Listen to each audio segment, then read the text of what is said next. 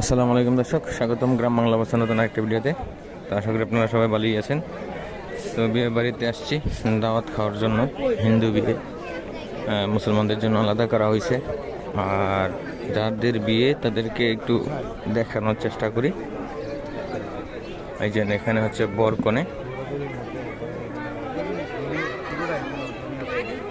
যে এখানে দেখতেছেন বর আর কনে বসে আছে। তো এদের বিয়ে, আমাদের স্যার আছে একজন রূপক স্যার, ওনার ছোটো ভাই, আমাদের ছোটো ভাই, ওনার বিয়ে।